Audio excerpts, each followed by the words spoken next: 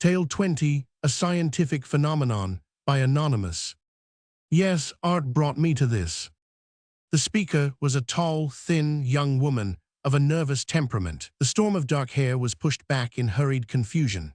The heavy brows and long lashes, which protected the dark blue eyes, seemed a fitting division between the high cheekbones and the bloodless forehead. Her nose, so straight and thin that it corresponded with the lines or wrinkles which extended upward at either end of the mouth, and seemed to cut short the smile, which otherwise might have been as merry as the dimple in her little chin would indicate. Nature had left the stamp of refinement on her face, perhaps for no other purpose than to show the world that Celeste Moss had not always had a bent back and pricked fingers, the effect of shop duties. Her home was in 2 rooms, which, in spite of the lack of elegant furniture and rare bric-a-brac, showed signs of culture, if in no other way than the tidiness of the floors, which were without carpets or rugs. The only new article in the room which was visible was a pair of trousers, and they were just being wrapped into a neat bundle by the deft and willing hands of this industrious woman, as she opened the interview with the first remark of this story. Art seems to have launched your ship of destiny into strange channels, I ventured in way of reply. Yes, and I have been called upon to face many breakers, and tide the waves of furious storms in the best way I could. I am sure your career has been an interesting one. Not so interesting as unpleasant, she said, and if you will excuse me for a moment, I will tell you all. That moment she consumed by carefully dusting and closing the machine with the same tenderness and precision with which some musician might put away his beloved instrument. You take good care of your machine. Yes, that is all there is between me and the street. I must take good care of that.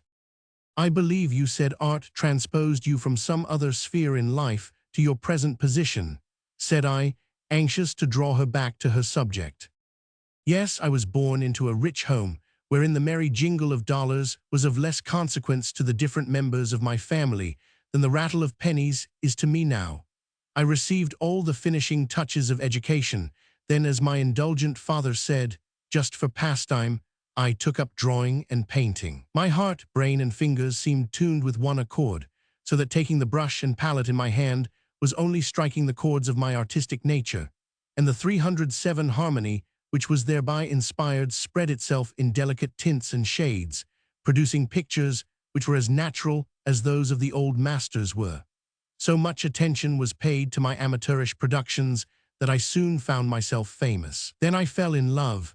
Art and love should have been brother and sister, born of the same woman and nurtured on the same sweet food. To love a man was to love to draw beautiful pictures as nearly perfect as my accomplishment would allow. Then, no matter what the canvas portrayed after it had received my finishing touches, I took great pleasure in likening the work to that of my idol, and always found my production wanting. Long days I spent in my studio, striving to make a picture of something which would show as much excellence as a work of art as my lover showed as a man.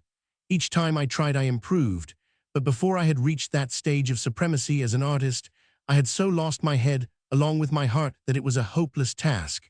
There was nothing so true, so sweet, so perfect as my Reginald. We were married. The conditions and circumstances under which we met at the altar were favorable in the extreme. My husband was a musician of note. In fact, he knew nothing but music and love. Certainly nothing was more natural than the blending of our souls in love, inspired by ambition. Then, to add joy to the happy situation, my husband's best and dearest friend, Jean Vincent, whom he had long since given up as dead, returned to our hometown 2 days before the nuptials. Wealth was a thing easy of access to us, as both our families were independently rich.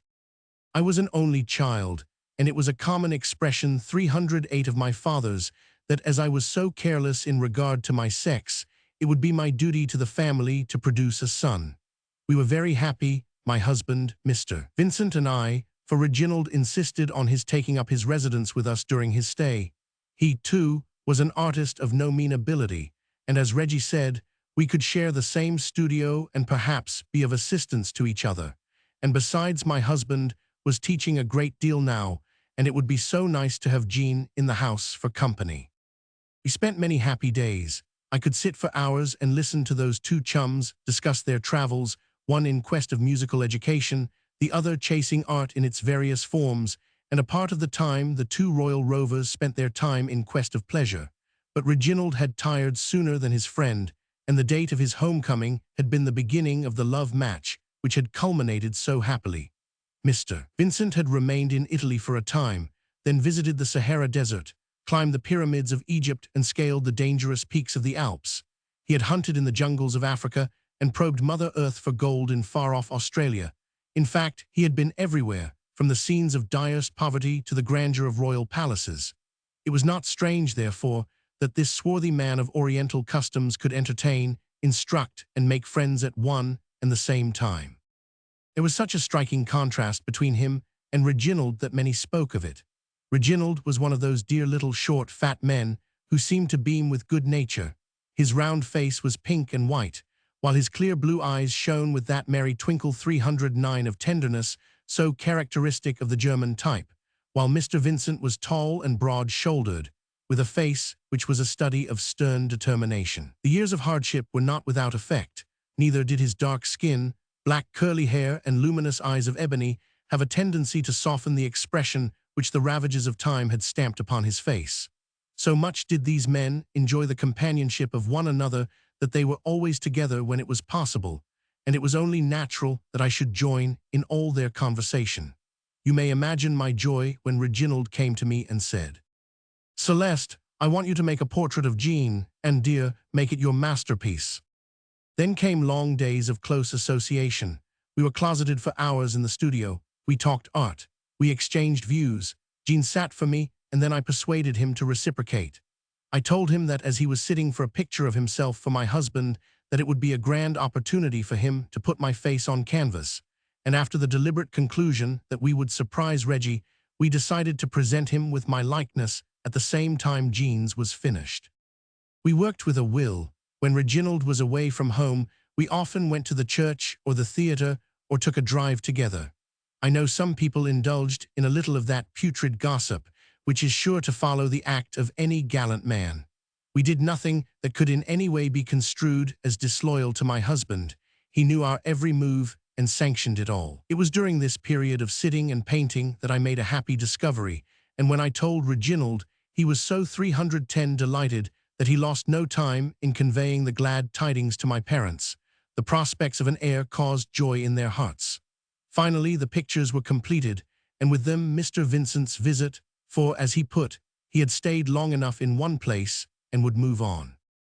Reginald used to stand and look at his picture at times after he had gone, as though he were looking on the face of a dead brother. The manly love and devotion which existed between Reggie and Mr. Vincent was very touching. In due time my child was born, and blessed be the star which controls such events, it was a boy. Reginald came to me while the nurse was dressing the babe, and taking me tenderly in his arms, uttered words of praise in my ears, and showed me that devotion which is so reassuring and precious to the heart of a young mother. Oh, how grand I felt when I heard him say, "God bless you, darling, you are the dearest, truest treasure on earth." I felt that I could have died for him then and there, and I have wished many times since that I had. His dear head was nestled close beside mine on the pillow when the nurse brought the child in. Then he arose, and taking the wee bit of humanity in his arms, turned towards me as if to place it where it belonged. As he peered through the lace to get a view of its features, I saw his face take on the pallor of death. My blood felt like ice as I tried to raise myself, at the same time crying out, "What is it, Reggie?" Then with a groan he fell across the bed unconscious. My only thought was that our baby had been injured in some way and suddenly expired, and with the picture of a little white casket, covered with lilies, before my eyes, I fainted. I revived, only to succumb to an attack of brain fever. When I recovered, they told me that Reginald had gone. Gone where? I cried in amazement. For an answer, they brought me this letter. "Dear Celeste, I will call you dear this time, for it is the last.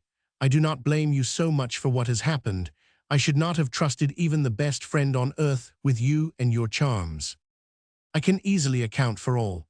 You longed for the companionship which my profession robbed you of, but you should have prepared me for this blow. I go now to find your traducer, and if he refuses to take you and live with you honorably, his body will meet the same fate his picture has just met. Would to God I had died before I knew of your infidelity. Goodbye forever. Reginald. What on earth did it all mean?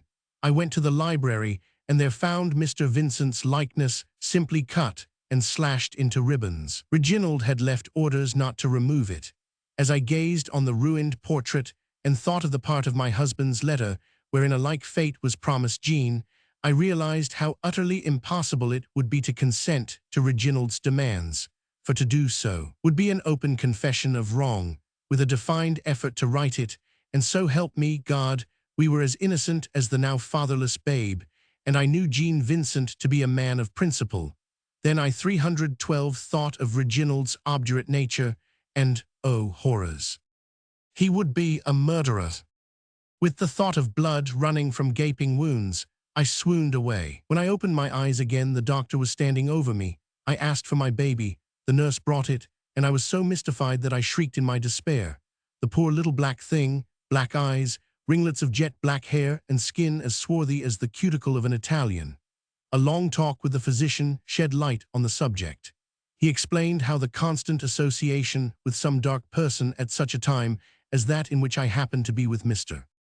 Vincent would bring about just such a result. The scandal killed my mother. My father was just as unreasonable as my husband and refused to advise or assist me, even denying me the privilege of seeing him. After 2 years, he died cursing me, but not before he had willed all of his fortune to a distant relative, leaving me penniless. On the advice of neighbors, who were sufficiently interested in me to at least want me to leave the community, I put my baby boy in a home for waifs. Then, selling such articles of personal property as I possessed, I started on a journey which will only end in death. I came direct to Chicago, thinking to hide myself in the whirl of a busy city, but soon the little store of wealth, which I had realized from the sale of my belongings, had melted down until there was only a thin wall of finance between me and starvation. I sought a position, and in each attempt was defeated on account of not having a business education. I was not even fitted to do housework. It was then I realized how painfully 313 helpless a girl is in a strange land with no means, who has been born and reared in luxury without even a smattering of domesticity in her character. Why did you not try your hand at painting? I did try, but no use. When I took up a brush and palette, my hand was seized with palsy. When I touched the brush to the canvas, I fancied I could hear the sounds of ripping, tearing cloth, and to save my life the best I could do was to make zigzag lines. All of the love for art, all of the ambition had vanished. Finally, I secured a position as governess, and had it not been for the ideas of liberality which the man of the house in whose home I was employed entertained, I might have regained some of my loss. At any rate, he seemed to conceive the idea that my life was an aimless existence, and that I was only waiting to be won with endearing words of love. The days of trouble were not conducive to strengthening my character, and my tempter was a man of wiles and charms, so much so that his constant observation disclosed my different moods to his discernible mind. His plans were carried out with that accuracy and precision so characteristic of a man of the world. That was the first step down the incline of rectitude. Other men sought me, and so surely did I descend into the valley of shame that it was an easy matter for me to consent to live with men in open defiance of the law. In my career, I met a gentleman who was more interested in me than anyone I had ever met. He lived in a small town in the West. He was a man of great tenderness, and we in time grew fond of each other. 314 Much of our time was consumed in talking of schools, books, music, and travel. I knew little of him, and he nothing of me, any more than he had met me one day as I was buying tickets for a matinee. The line at the window doubled back around the entrance of the theater. As the crowd crawled slowly along, I found myself standing beside him. He addressed me, whereupon a conversation sprung up, and he kindly offered to buy my tickets for me when he reached the window, which would save me a delay of several moments. As he handed me the tickets, he apologized for his intrusion. I thanked him for his kindness, and was not at all surprised when I found him in the seat next to mine. Our friendship grew and finally ripened into such mutual admiration that I frequently found myself counting the days that I must wait for his coming. Finally, his visits grew less frequent. I did not ask him why he came so seldom, for I considered it none of my business. One of the waits proved longer than any before. He did not come for a year, but when he came, he found me in my old haunt. This time he explained why his visits had been so far apart. His wife had been ill, and he had lost her 6 months before. They had a child, a boy by adoption, and he could not well leave the little fellow. I insisted on his bringing his boy along next time. I had become so attached to this man of genial nature that I was quick to become interested in anything which was of importance to him. He came again in 2 weeks, and with him came the boy. I met them in the parlor of a hotel, and oh, how my heart fluttered as I saw the youngster. All the love, pity, and 315 compassion of my happier days rushed back into the places of my nature, which had been devoid of anything sweet for the last 6 years. The boy was standing with his back to me, talking to his father. As I approached with outstretched hand to welcome my friend, who stood with his back to the mirror, he reached out to clasp mine and stepped slightly to one side, revealing the complete image of the child in the mirror. God only knows what I suffered in that one brief second. The picture I saw there in the frame of the mirror was more vivid than any work of art ever produced. My own child stood beside me. The hardening process of years did much to assist me in my self-control. We went to dinner. My friend was aware of my unhappy state of mind and questioned me closely. I could not tell him the whole truth. I simply told him that I had been married and that I had had a boy so much like this adopted son that the sight of his boy had refreshed my memory, had recalled the sad hour of parting with him when I had to give him up. "And his father, is he dead too?" he asked as he gently put his arm around me. "Yes," I sobbed, "dead, everything is dead to me." My sufferings must have touched the strings of his harp of love and caused a melody to re-echo from his soul. "Come and be a mother to my little chap," said he. "Oh, please do. I beg of you not to punish me by such jests." "But I mean it.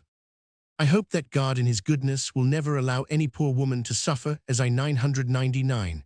I would have gladly 316 gone, but no, I could not marry one man when I was the legal wife of another. Oh, I wanted to go so much, but I could not. I loved my child too purely to go and be a mother to him, while I was mistress to the one whom he was to know as a father. That night ended my downward flight. I felt in my own mind that I had reached the bottomless pit of degradation, so low, so impure, so tainted with vice, that I dared not take my own child in my arms and lavish that love on him which was now consuming me, for fear that the taste of bliss would plunge me into a sea of desperation and cause me to commit myself in some way that would contaminate his sweet, young life. I had saved some money, enough to live on while I served an apprenticeship in a sewing shop. I have taught myself the lessons of economy and domesticity so necessary to one who intends to follow the life of humble purity.